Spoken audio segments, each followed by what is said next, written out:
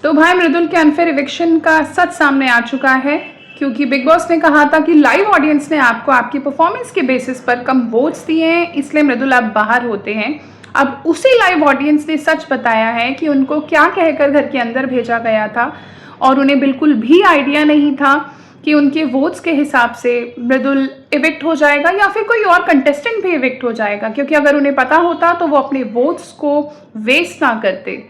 उसी live audience में से एक ऑडियंस का ये क्लिप देख लेते हैं हम। ये बिग बॉस के घर में एक शॉकिंग मिड-वीक एविक्शन हुआ है। तो guys one more shocking eviction. और मृदुल, आज मृदुल का रील्स चल रहा है कि जितनी भी ऑडियंस थी वो सारी पेड ऑडियंस थी, पेड ऑडियंस को बुलाया गया था।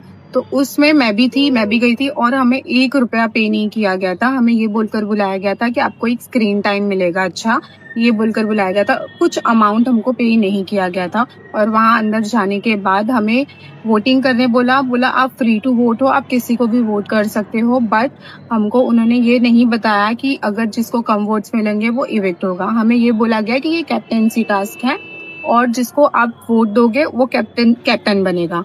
और हमारे टाइम पर 3 लोग थे, जीके, प्रणीत और मृदुल। और उस तीनों में जीके ऐसा था जो अब तक कैप्टन नहीं बना था और वो बार बार ट्राई कर रहा था कैप्टन बनने के लिए।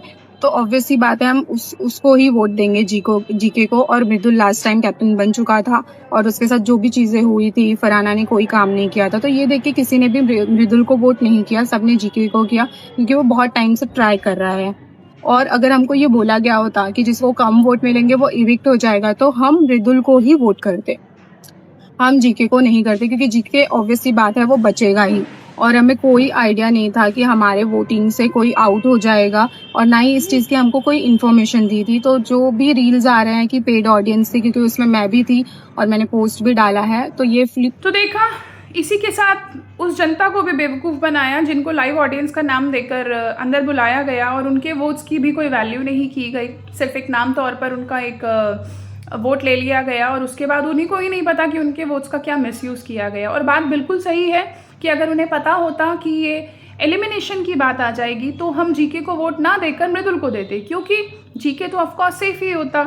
लेकिन वहाँ पे उस लाइव ऑडियंस के साथ भी धोखा किया गया, जिनको ये कहकर बुलाया गया कि आपके वोट बेशकीमती हैं, आप जिसको चाहेंगे आप कैप्टन बना सकते हैं। थोड़ी सी शर्म तो बिग बॉस को करनी चाहिए, मेकर्स को करनी चाहिए।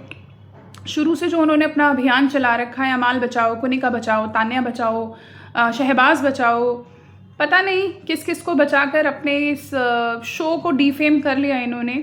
तो of course shame on you big boss और शेम ऑन यू मेकर्स जो भी ये सब गेम खेल रहे हैं। बट मृदुल विनर नहीं बना, लेकिन हाँ वो दिल जीत कर ज़रूर गया है लोगों का और इतना प्यार उसको बाहर की जनता दे रही है, इसीलिए शायद अब मेकर्स को भी डर लगने लग गया कि कहीं विनर ना बन जाए मृदुल, क्योंकि लोग उसके तरफ खिंच चुके हैं और बोल चुके हैं नो मृदुल नो बिग बॉस।